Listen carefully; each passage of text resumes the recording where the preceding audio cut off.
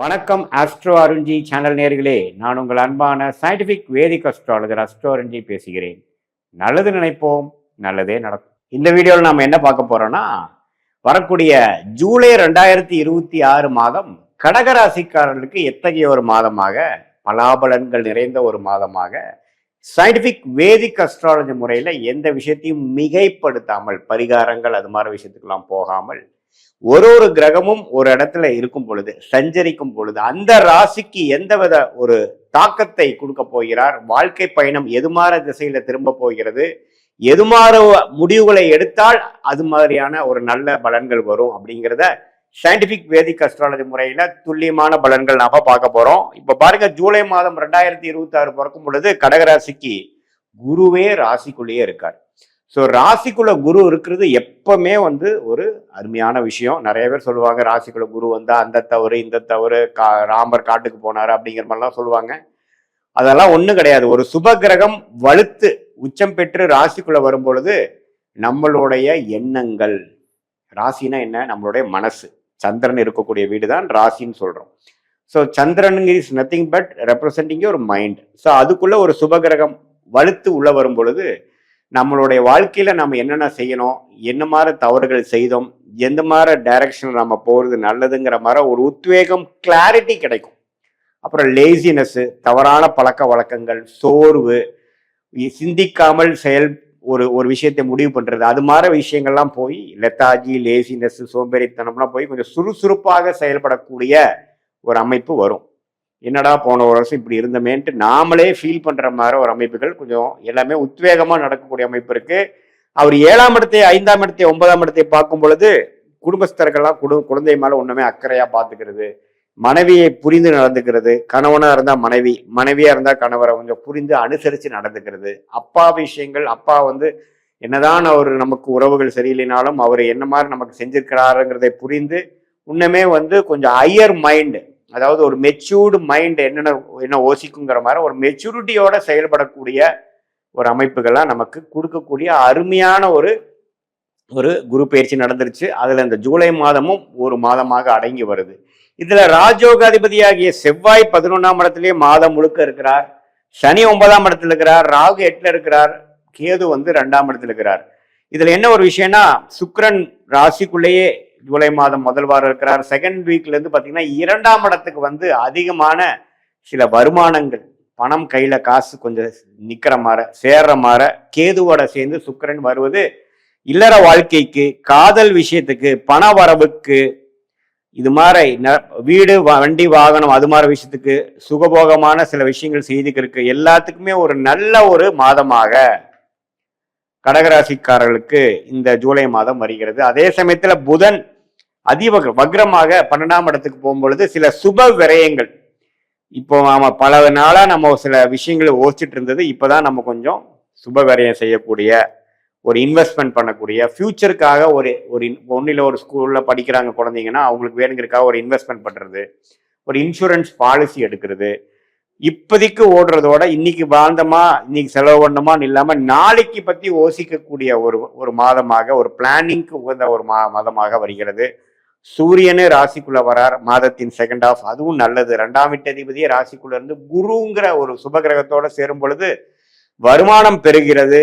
இது மாதிரி அரசு சார்ந்த விஷயத்தில் இருக்கிறவங்களுக்கு, அரசியல்வாதிகளா இருந்தாலும் சரி, கவர்மெண்ட் ஜாப்ல இருக்கிறவங்களுக்குலாம் ஒரு நல்ல வாய்ப்புகள், நல்ல முன்னேற்றங்கள், நல்ல விசிபிலிட்டி, ரெகக்னிஷன்லாம் கிடைக்கக்கூடிய அமைப்புகள் இருக்கு.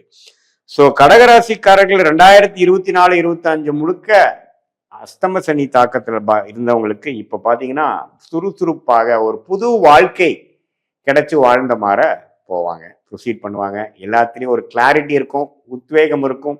அதே சமயத்துல எல்லா கிரகமும் ஓரளவுக்கு நல்லா இருக்கார்.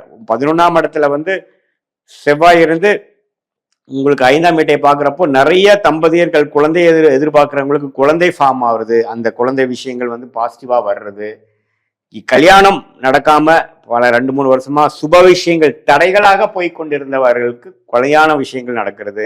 சுக்கிரன் கேதுவோட சேர்னால காதல் திருமணம், கலப்பு திருமணம், பெற்றோர்களின் சம்மதம் கிடைக்காம கஷ்டப்பட்டுட்டு இருக்கக்கூடிய காதலர்களுக்கெல்லாம் ஒரு டக்குன்னு எல்லாமே ஒரு அமைப்போட எல்லாரும் ஒத்துக்கிற ஒரு சம்மதம் கிடைக்கிற மாதிரி ஒரு அமைப்பு, இது எல்லாமே கொஞ்சம் பாசிட்டிவான விஷயங்கள்லாம் நடந்து கொண்டு இருக்கக்கூடிய அமைப்பாக அடித்தளமான ஒரு அடிப்படையான மாதமாக ஜூலை மாதம் 2026 இது 25 முழுக்க குரு 12 இருந்து விரயங்களும் கடன்களையும் பிரச்சனைகளையும் தேவையில்லாத அலைச்சல்களும் கொடுத்து கொண்டிருந்த குரு இப்ப ராசிக்குள்ள வந்து முதல் நம்மளோட விரயத்தை குறைக்கிறார். ஒரு பைசாவும் பார்த்து செலவு பண்ணக்கூடிய அமைப்பை கொடுக்கிறார். கரெக்டா கன்ஸ்ட்ரக்டிவா ஃபியூச்சருக்கு யூஸ் ஆகிற மாதிரி ஒரு விஷயமா கொடுக்கணுங்கிற மாதிரி போறார். நல்ல ஒரு அமைப்பை கொடுக்கிறார். ஸோ இது மாதிரியான ஒரு தாக்கத்தை ஒரு நல்ல ஒரு விசிபிலிட்டி அடுத்த வரக்கூடிய 2 வருடம் 3 வருடத்துக்கு வேணுங்கிற ஒரு பிளானிங் மனம் மாற்றங்கள் நிறைய சொல்லுவாங்க. சார் முதல் மாதிரி இல்லை சார், அவன் ரொம்ப சுறுசுறுப்பா இருக்கான், இப்போ நல்லா பொறுப்போட நடந்துக்கிறாங்க அப்படிங்கிற மாதிரிலாம் நடக்கக்கூடிய தருணங்களை கொடுக்கக்கூடிய ஒரு அடித்தளமான மாதமாக இந்த மாதம் வந்து இருக்கு. இதை வந்து எல்லா கடகராசிக்காரர்கள் மாணவர்களாக இருந்தாலும் சரி, இளம் வயதினராக இருந்தாலும் சரி, நடுத்தர வயதினராக இருக்கக்கூடிய தொழிலதிபர்கள், வேலையில் இருக்கக்கூடியவர்கள், சீனியர் சிட்டிசன்ஸ் எல்லாமே இதை வந்து யூஸ் பண்ணிட்டு அவங்களுடைய வாழ்க்கையில இருக்கக்கூடிய சேலஞ்சஸ், அவங்களுக்கு எதுல போய் ஸ்டக்காகி இருக்கிறாங்களோ அந்த பிரச்சனையிலிருந்து மீண்டு அடுத்த படிநிலை, வாழ்க்கையில அடுத்த படிநிலைக்கு போகக்கூடிய ஒரு புஷ், ஒரு அமைப்பு கொடுக்கக்கூடிய ஒரு தருணமாக இதை நம்ம பார்த்து இந்த மாதத்தை நாம உபயோகப்படுத்தி கொள்ள வேண்டும் என்பதை ஜோதிட ஆலோசனையாக சொல்றோம். இது பொதுவான பலனை தவிர உங்களுடைய ஜென்ம ஜாதகத்துல நீங்க எந்த தேதியில பிறந்தீங்க, எந்த ஊர்ல பிறந்தீங்க, என்ன டைம்ல பிறந்தீங்க, நேரத்துல பிறந்தீங்கிற வச்சு உங்களுடைய ஜாதகத்தை திருக்கணித பஞ்சாங்க பிரகாரம் போட்டு நம்மளோட அஸ்ட்ராலஜிக்கல் செஷன்ல நம்ம என்ன பார்ப்போம்னா, நீங்க என்ன லக்னத்துல பிறந்தீங்க, அந்த லக்னாதிபதி எப்படி இருக்குது, நீங்க வந்து கடகராசியில் ஆயிலி நட்சத்திரமா, பூசமா, புனர்பூச நட்சத்திரமா, இப்ப என்ன தசாபுக்திகள் போய் கொண்டு இருக்கிறது, அந்த தசநாதன் புக்திநாதன் இப்ப நம்ம பேசின கோச்சாரத்தில் எப்படி இருக்கிறார், அது யோகமான திசையா, என்ன மாதிரி ஆதிபத்தியம் அது நடந்து கொண்டு இருக்கிறது, எது மாதிரி விஷயங்கள் நடக்கிற மாதிரி இருக்கு, நம்மளுடைய பிராப்தங்கள் என்ன, தோஷங்கள் என்ன, எந்த விஷயத்தை நம்ம நோக்கி போகலாம், எந்த விஷயம் நமக்கு வராது, எப்படி நம்ம ஆப்ஷன்ஸை ஃபில்டர் பண்ணி நம்மளோட பெஸ்ட் ஆப்ஷனை நம்ம சூஸ் பண்றது, அதோட டைம்லைன்ஸ் என்ன, இப்போ எந்த நேரத்துல எது நடக்கும், எந்த விஷயம் வரைக்கும் நம்ம பொறுத்திருக்கணும் அப்படிங்கறத தெரிஞ்சோம்னா நம்ம ஃப்ரஸ்ட்ரேட் ஆக வேண்டாம். பேஷண்டா பொறுமையாக நம்மளுடைய நேரம் வருவது வரைக்கும் நம்ம பொறுமையாக இருந்து நம்மளுடைய எக்ஸ்பீரியன்ஸை கெயின் பண்ணக்கூடிய அனுபவத்தை பெருக்கக்கூடிய ஒரு காலம் எப்படி இருக்கு, அடுத்த வரக்கூடிய பிரேக் நமக்கு எப்ப கிடைக்குது, நம்மளுடைய பிராப்தங்கள் என்ன காட்டுது, வெளிநாடு வாய்ப்புகளை காட்டுதா, அல்லது பிரைவேட் செக்டர்ல போய் ஜெயிக்கிறதா, அல்லது அரசு உத்தியோகமா, அல்லது வேலையே வேண்டாம் தொழில் தான் நமக்கு நல்லா இருக்கா, இது எல்லாமே நம்மளுடைய உங்களுடைய இண்டிவிஜுவல் ஜாதகத்தை பார்த்து இப்ப நம்ம பேசின சயின்டிபிக் வேதிக் அஸ்ட்ராலஜி முறையில் சொன்ன அந்த கோச்சார் அமைப்பையும் சேர்த்து வைத்து பார்க்கும் பொழுது உண்மையே துல்லியமான பலன்கள் எப்படி வந்து கடகராசிக்காரர்களுக்கு வந்து அடுத்து வரக்கூடிய இந்த பொதுவான பலனையும் உங்களுடைய உண்மையான அக்யூரேட்டான ஜாதகத்தையும் சேர்த்து வைக்கும் பொழுது அடுத்து வரக்கூடிய 3 மாதம் 4 மாதம் ஷார்ட் டேர்ம் எப்படி இருக்கு, லாங் டேர்ம் எப்படி இருக்கு, எந்த நேரத்தில் எது மாதிரி முடிவுகளை எடுக்கலாம் அப்படிங்கிறதை தெரிந்து உங்களுடைய யோகமான தொழில், வேலை, படிப்பு எல்லாத்தையும் தெரிந்து அதுக்கு தகுந்த மாதிரி உங்களுடைய வாழ்க்கை திட்டங்களை தீட்டி அது பிரகாரம் நீங்கள் செயல்படும் பொழுது வாழ்க்கையில் எளிதில் நீங்கள் வெற்றி பெற முடியும் என்று சொல்ல விரும்புகிறேன். மீண்டும் மற்றொரு காணொளியில் சந்திப்போம். நன்றி, வணக்கம்.